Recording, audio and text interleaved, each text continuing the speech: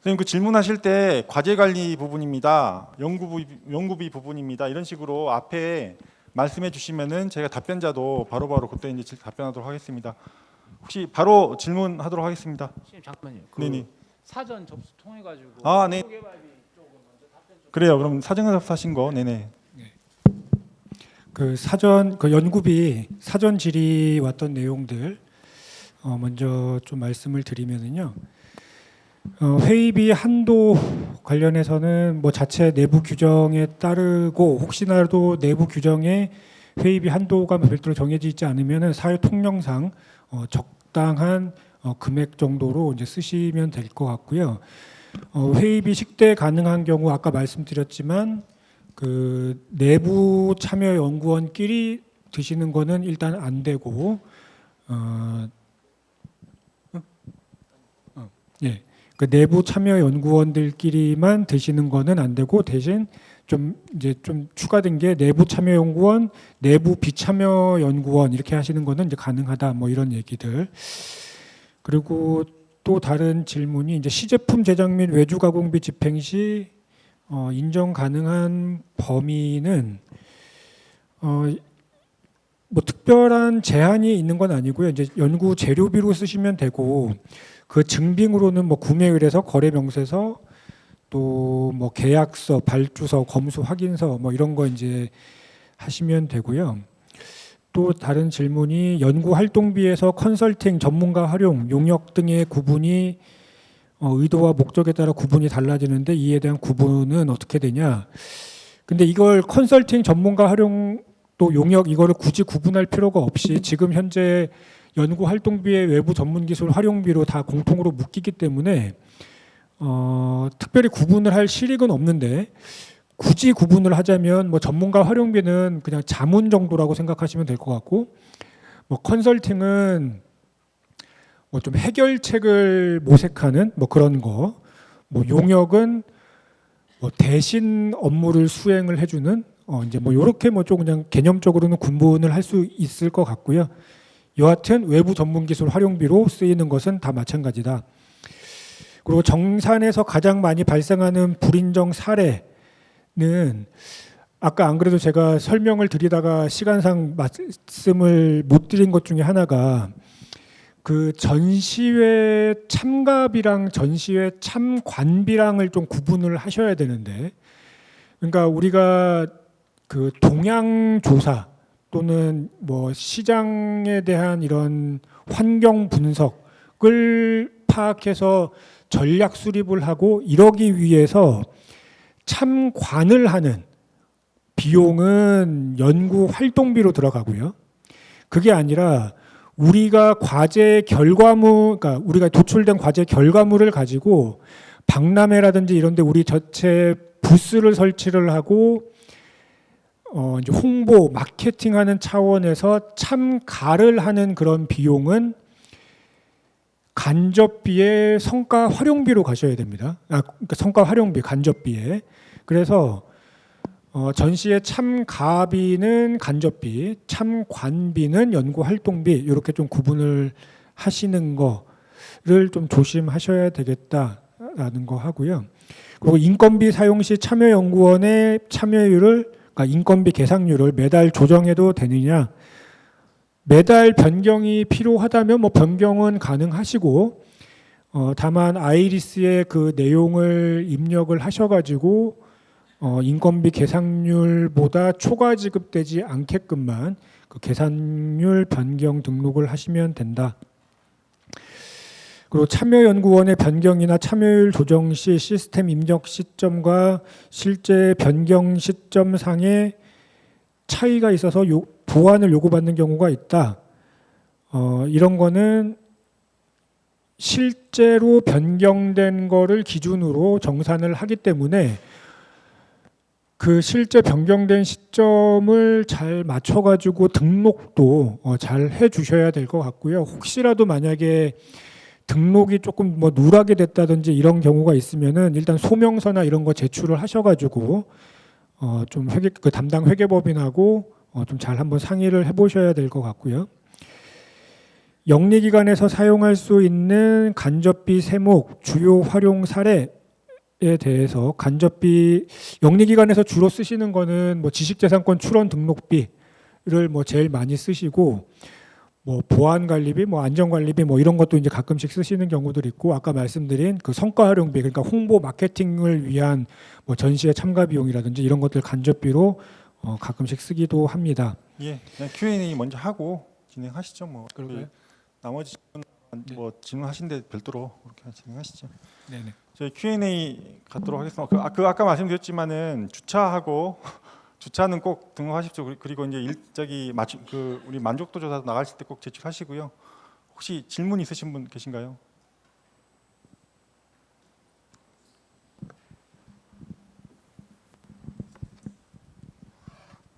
네, 저 연구비 관련이고요. 저는 그 경북대학교 소속 연구원인데요. 저희가 지금 주관 기관이고 참여 기업이 이제 들어와 있는 사업을 수행하고 있는데 먼저 비영리 저희 기관에서 그 외부 시험비를 맡기는데 보통 그 2,200만 원까지 부가세 포함해서 2,200만 원까지가 수익의 범위인데 저희가 특정 실험을 의뢰하는 기관이 이제 거기밖에 안 되는 특정 기관이라서 거기밖에 의뢰할 수 없는 상황인데 예를 들면 시험비가 뭐 4천만 원, 5천만 원 나왔다. 뭐 그럴 경우에는 그러면 뭐 사유서라든지 소명서를 저희가 작성을 하고 바로 그 기관과 수익액을 직접 체결해도 문제가 없는지가 첫 번째 궁금하고요. 또 두 번째로는 저희가 이제 그거 먼저 말씀을 잠깐 드리면은 그 지금 그러니까 같은 컨소시엄 기관 내에서 의뢰를 하실 수밖에 없다는 거잖아요. 아닙니다. 아니에요? 예, 아닙니다. 저희가 이제 저희랑 컨소시엄이 들어와 있지 않은 예를 들면 네. 식약처에서 지정한 뭐 KTL이든 이런 공식 시험 기관에서만 수행할 수 있는 시험인데 그 시험비가 2,200만 원 이상일 경우에 수익액을 체결할 수 있냐라는 질문입니다. 비용이 만약 2,200만 원이 넘어가게 되면 원래 기본은 조달이라든지 이렇게 진행을 해야 되는데 그거는 내부 계약 규정이라든지 거기에 맞춰서 진행을 하시면 될 것 같거든요. 네네. 뭐 별도로 우리 연구개발비 사용 기준에서 뭐 내부 규정에와 달리 별도로 정하고 있는 내용은 있지 않기 때문에 내부 규정에 따라서 그건 처리를 하시면 될 것 같아요. 네네. 네, 알겠습니다. 그럼 두 번째로는 영리기관의 청년 의무 채용 기간을 이제 계속 준수하려고 하고 있는데 신규 채용을 하고 이제 중간에 계속 퇴사를 하다 보니까 계속해서 이제 채용을 하려고 노력은 했지만 결론적으로 만약 채용 계획 기간이 1개월이 예를 들면 부족하다. 그럴 경우에도 이게 최종 그 인건비가 회수가 전액이 되는 건지 그게 좀 궁금합니다. 일단은요 그거 채용이 안 되는 경우에 대해서가 더 중요하기는 해요. 안 되는 경우에 대해서 중요한데 노력을 했다라면 충분히 인정을 해드리거든요. 근데 노력을 한 부분이 나는 하려고 했어라고 말로만 하는 거는 전혀 안 돼요. 증빙들이 남아 있어야 되거든요. 그런 경우에는 예외로 인정이 되는데 노력을 아무 외부적으로 증명받을 수 있는 거 없이 한다라면 그 부분은 회수 대상입니다. 네, 알겠습니다. 네, 또 다른 분. 저 가운데 네.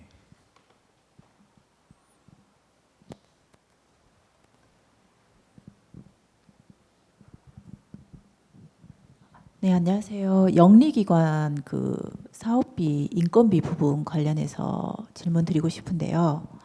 이제 저희가 작년부터 사업을 진행해서 인건비를 지급하고 있는데 작년에는 저희 직원 중에 그 인건비 산정 내역 중에서 퇴직익 적립금 받으실 분이 없다고 생각해서 그걸 산정을 안 했는데 올해는 이제 1년 이렇게 넘으신 분들이 계셔가지고 이제 퇴직 적립금을 인건비에 계상을 했어요. 근데 이제 저희가 소규모다 보니까 따로 그 퇴직연금 같은 거를 따로 들지는 않고 저희 회사 법인 통장 하나를 아예 그 퇴직금 적립용으로만 사용하겠다고 하고 거기다가 이제 퇴직금을 따로 적립을 했는데 이런 경우도 나중에 문제가 되지는 않을지.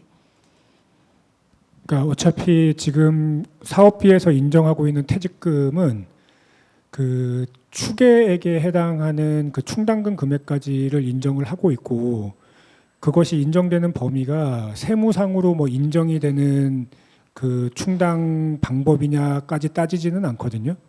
그래서 우리가 지급 의무가 있는 퇴직금에 대해서 내부적으로 대신 그 회계적으로 비용 처리는 하셨어야 돼요. 예, 회계적으로 비용 처리만 하셨으면은 연구비에서 그 상당액도 인건비로 인정은 받되 다만 그 충당하는 방법을 뭐 세무상 뭐 인정되는 요건 방식으로 했느냐 안 했느냐까지 따지지는 않는다. 뭐 그렇게 말씀드릴게요. 감사합니다.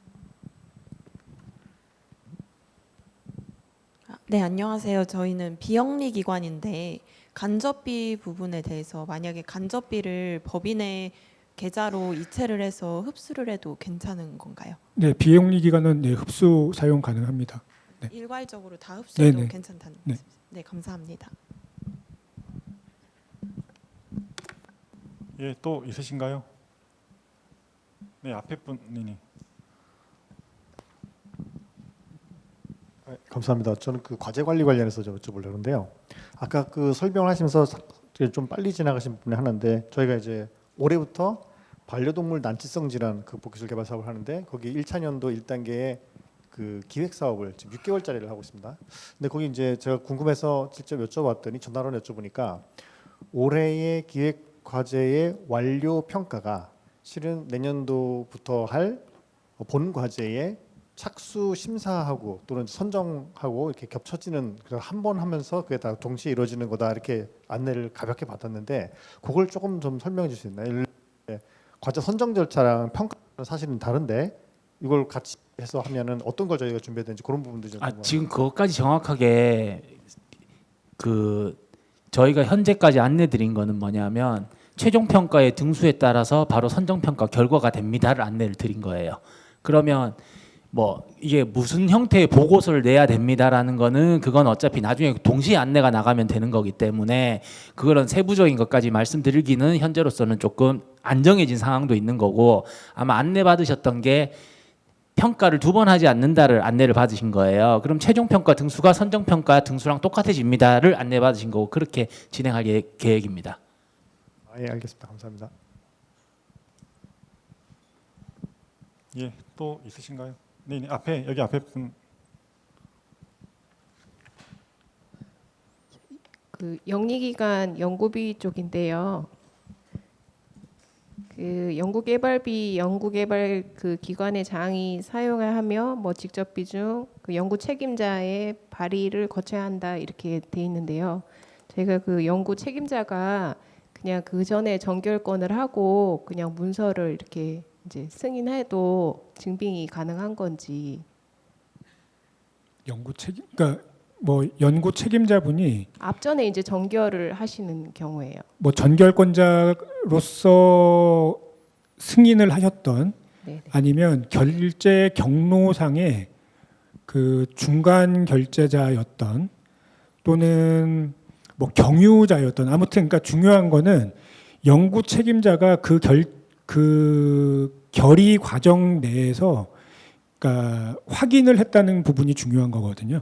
예, 그러니까 연구 책임자는 모르는 상태로 진행되는 건 안 된다. 뭐 그런 얘기로 보시면 될 것 같고 다만 이제 뭐 인건비라든지 이제 이런 경우에는 기관에서 어차피 인건비는 지출 결의가 되는 거기 때문에 뭐 그런 그 인건비 제외하고는 이제 책임자가 확인 과정만 거칠 수 있으면 된다. 뭐 그렇게 이해하시면 될 것 같습니다. 그리고 하나 더 있는데요. 그 연구실 운영비에서 그 비소모성 그 네. 부분 사용 부분인데요. 이게 협약 시에 이제 연구개발 계획서에 꼭 적혀 있어야 된다고 했는데 그 부분을 이제 몰라가지고 놓쳤던 상황이거든요. 그럼 그럴 경우에는 어떻게 해야지 인정을 받을 수 있을까요? 그 연구실 운영비 일단 협약 당시 때 이제 별지 서식을 제출을 했어야 되고요. 그걸 못했어요. 그걸 못 했잖아요. 네. 그럼 지금 계획과 달리 사용하시게 될 때는 전문기관의 사전 승인을 받도록 돼 있거든요. 그런데 아시겠지만 연구실 운영비에 그 사전에 그렇게 이제 그 제출을 하라고 한 취지가 이게 이제 정부 입장에서는 별로 이렇게 좋아하지 않는 비용이다 보니까 그거를 좀 이렇게 제한하려고 하기 위한 취지가 크고, 그런데 우리가 사전에 명시되지 않았던 거를 뒤늦게 사후적으로 승인받으려고 한다고 한다면 아마 전문기관에 승인받는 게 좀 쉽지는 않을 것 같다. 네. 보완 답변 좀 드릴게요. 실제로 연구실을 운영하기 위한 비용을 연구실 운영비로 잡으려고 하세요. 근데 연구실은 우리 과제를 수행하지 않더라도 운영이 되어야 되는 게 정상이거든요. 영리기관은.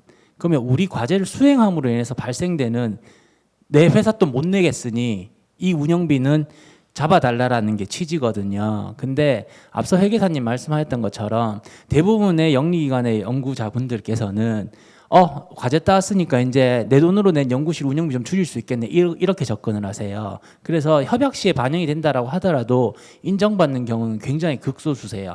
예를 들면 특정 분석을 하게 되는데 이 분석은 우리 과제를 하기 위해서만 24시간 돌아가.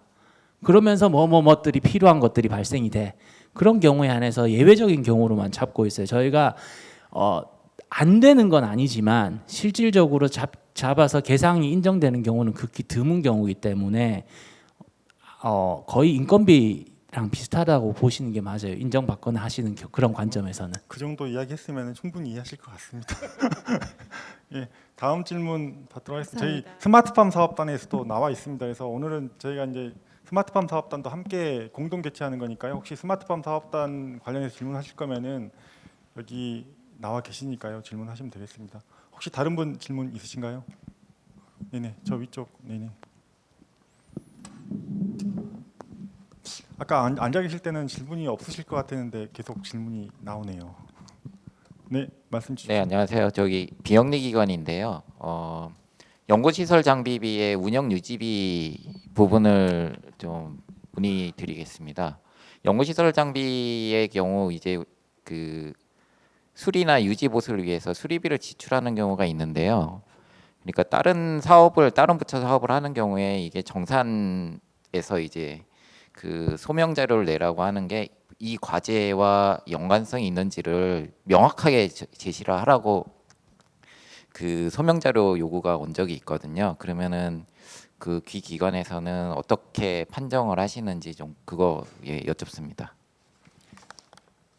그 그러니까 이제 수리비 아마 얘기하시는 것 같은데요. 그죠? 예, 예를 들어서 유지비 얘기는 아니신 것 같고. 장비 수리나 유지에 네. 대해서 이제 메인터넌스나 좀 이런 부분에서 이제 네. 연단위 계약을 하는 경우가 있는데, 네네. 예, 그 경우에 이 장비의 유지 보수가 이 과제에만 사용하는지까지도 소명을 해야 되는 경우가 있었어요. 그래서 그렇죠. 그 예. 부분에 대해서는 정산 과정에서 어떻게 보시는지요?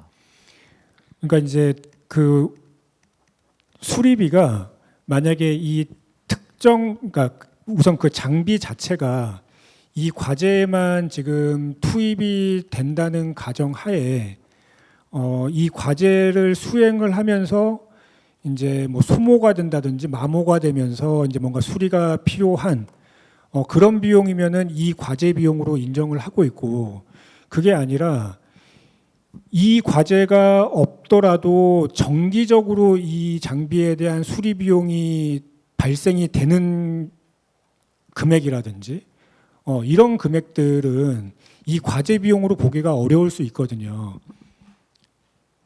그래서 이 과제 수행 때문에 특별하게 발생이 되는 그런 수리 비용이라고 구분이 되면은 우리 과제비로 쓸 수가 있겠지만, 만약에 그렇지 않고 뭐 정기적인 수리라든지 뭐 이제 그런 개념으로 만약에 그 수리 활동이라고 한다면은 과제비로 인정 못 받는 경우들도 아마 있을 거라고 생각이 들거든요. 예. 그러니까 이 과제랑 특정을 지을 수가 없다는 거죠. 예.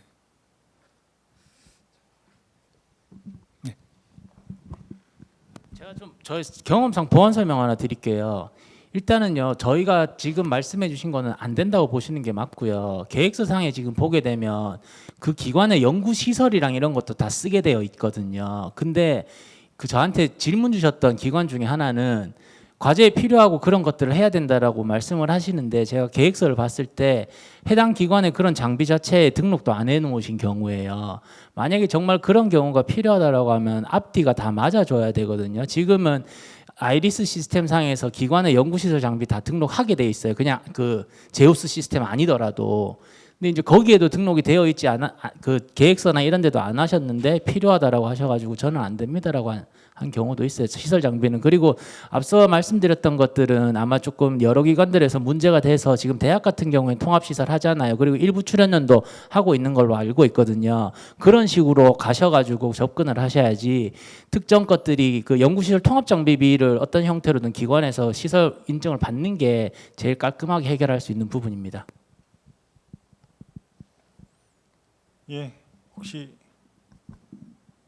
그 해소가 안 됐으면 나중에 끝난 다음에 다시 한번 여쭤보시죠. 네네. 혹시 다른 분 질문 있으신가요? 네, 저쪽. 네네.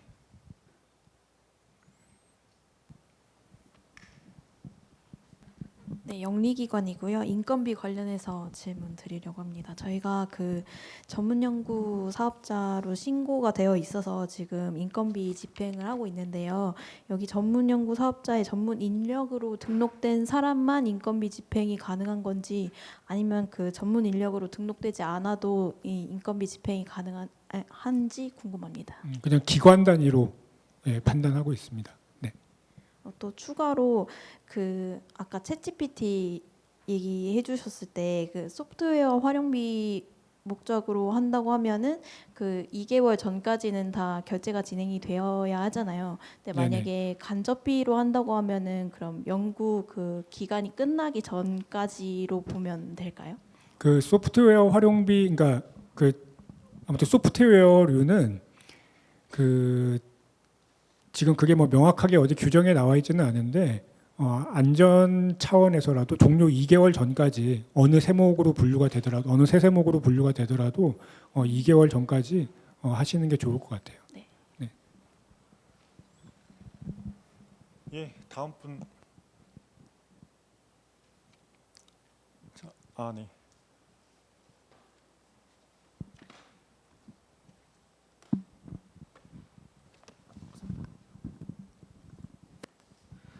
네, 안녕하십니까. 그 비영리 기관에서 이렇게 왔었는데 그 사사 그 성과 그 성취 목표가 있지 않습니까? 연구 과제 성과 목표가 있는데 거기에 저희가 이제 제가 위탁 소속으로 그때 과제를 작업하는데 나중에 사사문을 작성하고 만약에 주관이나 공동의 저자의 명을 안 넣으면은 그것도 성과가 취소가 되는 예, 건가요? 선생님 원칙적으로 말씀드릴게요. 연구 과제를 수행하실 수는 있는 건데요. 위탁은 성과의 소유를 하시면 안 돼요. 네, 그 질문 자체가 잘못되신 거예요. 말 그대로 용역이 위탁 연구는 용역이잖아요. 용역은 결과만 내주면 그 결과를 받아서 주관과 공동이 그 성과를 발표를 해야 되는데 이건 거죠. 나 이거 내가 분석해 보니까 이거 좀 재밌네. 근데 나는 의뢰를 받은 입장인데 그걸 정리해서 내 성과화 시키는 거기 때문에 그건 안 되시는 거예요. 그거 하시면 연구윤리와 연관이 되는 거기 때문에 그렇게 하시면 안 되세요. 그거는. 예. 다음 분 혹시 준비되신 분 있으신가요? 예, 이쪽 앞쪽에 계시네요. 네네. 선생님도 질문하시는 건가요? 아닌가요? 여기 질문하시고, 네네, 제가 잘못 봤습니다. 네네. 네, 연구기관입니다. 그 연구 재료비 관련돼서 질문드리겠습니다. 그 하나의 연구 개발 과제를 수행하는 그 기관 간에 저희가 조달받을 수 있는 곳이 유일한 곳이랑 함께 그 진행을 합니다. 그렇게 되면은 지금 이게 제한이 된다고 들었었는데 그게 어떻게 되는 건지. 그러니까 지금 컨소시엄 기관 내에서 네. 재료비 거래를 하실 수밖에 없는 네. 상황이라는 거죠. 그러니까 네. 단독 판매처가 네. 단독 판매처의 상황이 인정이 되면은 가능은 한데 대신 전문 기관에 사전 승인을 받으셔야 돼요. 그럴 경우에는. 지금 저희는 비료 관련된 것이기 때문에 비료관리법상에 그 등록되어 있는 회사가 한 군데로 되어 있어서 그러니까 단독 판매처밖에 그러니까 단독 판매처인 상황이라는 거잖아요. 그러니까 그런 경우일 때 조건이 있는데 전문기관 승인을 받아야 되는 조건이 갖춰지면 예외적으로 허용이 가능하다. 네, 그렇게 말씀드릴게요. 그리고 한 가지 말씀드리는데 설비를 저희가 보수를 해야 이 과제 수행이 가능합니다. 그런데 아까 전에 말씀하신 것처럼 그것만 사용하는 것을 소명해야 된다. 그 제품을 그 개발하는 데에 있어서 소명을 해야 된다 하는데 저희 같은 경우는 A라는 제품을 생산하기 위한 설비가 현재 있습니다. 그런데 그 A라는 제품을 등록을 취소하려고 하는 중에 공동으로 이 연구 계획에 참여를 하게 되었어요. 그래서 다른 용도로 그 A라는 설비를 쓰는 게 아니고 이 과제를 위해서만 그 설비를 사용할 수밖에 없는데 그렇게 되면은 설비 보수가 좀 필요한데 거기에 대해서 그러니까 사용할 그 수 설비를 아마 지금 뭐 현물로 부담을 하신 것 같은데 그렇겠죠? 원래 있는 설비였습니다. 그러니까요. 네. 그 만약에 장비 뭐 설비든 장비든 그걸 과제에 투입을 하신다고 한다면, 그러니까 정상적인 상태인 그러니까 정상적인 상태에서 과제에 투입이 돼야지 이 장비의 정상화를 시키기 위해서 우리 과제를 하시는 건 아니잖아요. 그러니까 그거에 대한 보수비, 그러니까 사전 보수 비용을 우리 과제비로 쓰시는 건 안 맞는 것 같고, 보수가 된 상태에서 우리 과제를 위해서 쓰시다가 뭔가 소모가 된다든지 마모가 돼서 거기에 들어가는 비용을 우리가 이제 과제 수행을 하면서 들어가는 비용이라면야 지원이 되겠지만 그 사전 단계는 미리 해놓고 과제에 투입을 하셔야 될 것 같아요. 네. 혹시 연구 책임자분이신지는 잘 모르겠는데요. 예를 들면은요, 우리가 평가를 하잖아요. 평가 과정에서 우리 장비가 있습니다라고 했지 우리 장비가 보완해서 쓸 수 있습니다라고 평가를 거의 받지는 않으셨을 거예요. 평가 과정에서는 이거 다 할 수 있다라고 보통 다 이제 평가 받으시니까 그 관점이랑 똑같은 거예요. 선정이 되고 났을 때 이게 보완을 전제로 해서 선정이 된 게 아니기 때문에 그렇게 이해하시면 될 것 같습니다. 예, 또 질의 있으신가요? 네, 요 앞에 좀 혹시 다음 질의 있으신 분 계신가요? 예, 비영리기관이고요. 그 인건비 퇴직금 관련 질문 드리겠습니다. 네. 그 요즘 8개월만 써도 뭐 퇴직금을 뭐 정산해라 뭐 이런 얘기가 나오고 있는데, 여하튼 비영리기관 저희 공공기관에서는 퇴직금을 따로 모아두고 그러지는 않는단 말이죠. 근데 퇴직금이 발생하게 되면 그 퇴직금은 어느 목에서 줘야 되는 건지 그게 좀 궁금합니다. 퇴직금을 줘야 되는 어떤 목에서 줘야 된다는 게 어떤 말씀이시죠? 제가 잘 이해가 안 돼가지고요. 지금까지는 뭐 8개월, 10개월 이렇게 일을 하면서 퇴직금이 발생하지 않았거든요. 네네. 근데 이제 얼마 전 대통령이 이게 그걸 발표를 하면서 저희 이제 기관에서도 준비를 하라 그러거든요. 이제 8개월짜리 또 줘야 된다. 그럼 기관의 내부 퇴직금 지급 규정이 예. 1년 미만자에 대해서도 퇴직금 지급하는 걸로 개정이 되신 거예요? 그렇게 하겠다고 왔어요. 공문 자체가요. 그 위에서 이렇게 시행을 하겠다 하면 그럼 바로 실제 그게 적용이 되고 있는 거예요? 아직은 안 하고 있는데 네네. 만약에 하게 되면 저희는 이제 인건비는 인건비만 나가잖아요. 이렇게 그 사람한테요. 네네. 근데 예전에 저희들이 이제 지능청 과제 같은 걸 할 때는 그 마지막 연차에 그 참여연구원이 기간제 참여연구원이 나갈 때 저희들이 그걸 따로 세울 수가 있었거든요. 인건비 내에서. 근데 요 시스템에서는 그렇게 세울 수가 지금 없는데, 만약에 제가 과제를 지금 하는데 기간제 참여연구원을 3년을 쓴다, 뭐 2년을 쓴다 이렇게 되면 기간제 또 퇴직금이 발생하잖아요. 그럴 때는 그 퇴직금을 이 과제에서 줄 수 있는 건지 어느 목에서 줄 수 있는 건지, 그렇게 하게 된다, 오랫동안 쓰게 된다면. 그러니까 2년째를 얘기하시는 건가요? 예, 8개월째를 얘기를 하시는 건가요? 지금은 8개월도 궁금하긴 해요. 8개월짜리도 궁금하긴 한데 만약에 그러니까 제가 예. 그걸 정리해서 말씀드리면 8개월이 지난 시점에서 지금 연차가 끝났는데 이분이 아직 재직 중이에요. 예를 들어서. 예. 그래서 1년을 채우고 퇴직을 하실지 안 퇴직을 하실지는 모르겠는 상황이라고 한다면 방법은 두 가지인데 1년 만근을 하실 거라고 생각을 하시고 8개월 분에 대한 퇴직금을 사업비로 인건비 넣으시는 방법도 있고 대신 그렇게 했을 때 만약에 1년이 채워지지 않은 상태로 이분이 퇴사를 하실 수도 있잖아요. 그러면 알아서 자체적으로 또 반납을 해야 되는 그런 번거로운 절차가 있을 수가 있고요.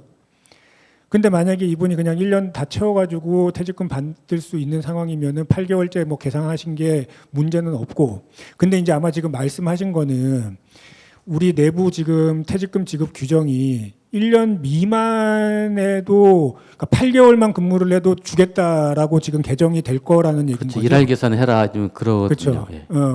그러면은 그거는 뭐 연차든 뭐 월 단위 그거 결산하실 때든 고 일할 계산 해가지고 잡아야죠. 잡는 게 원칙인 거죠. 그거는. 잡는다면 돈을 어디다가 보관했다가 줘야 되는.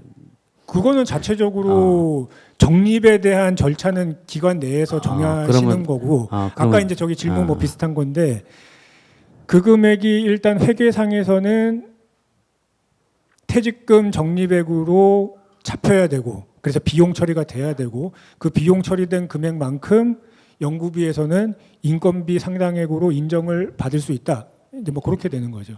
그럼 처음 이제 월급을 줄 때부터 퇴직금을 어쨌든 떼어놔야 된다는 얘기네요. 그렇죠. 지금 상황에서는요. 그렇죠. 예, 맞습니다. 네. 그러면 지금 안 잡아놓은 걸 뭐 이분이 나갈 때 10월달에 나갈 때 소급해 줄 수 있는 방법은 지금 없고요. 예. 만약에 지금까지 1년 되기 전에 연차가 끝나가지고 1년이 안 된 상태다 보니까 지금까지는 적립을 안 했어요. 만약에 홍길동이 퇴직금을 적립을 안 했는데 이 친구가 1년을 이미 다 채웠고 지금 이제 퇴직을 하게 되는 시점이다. 그러면은 우리가 1년 차 때 그분에 대해서 뭐 8개월 분을 적립을 안 했었기 때문에 사업비로 2차년도 때 뭐 10몇 개월을 적립을 하는 거죠. 2차년도 사업비로. 그래서 방법은 두 가지인데 아까 그래서 제가 말씀드린 게 1년이 안 채워졌지만 그 기간분에 대해서 적립을 하든지 우리 사업비로 또는 그렇게 하는 게 불확실하다고 하면 1년이 되는 시점에서 몰아서 하든지 그거를 제한하고 있는 거는 없어요. 현재. 어떤 방법으로 하라라고 이렇게 제한하고 있지는 않거든요. 네, 알겠습니다. 또 예. 궁금한 거 있으면 이따가 또 찾아뵙겠습니다. 네.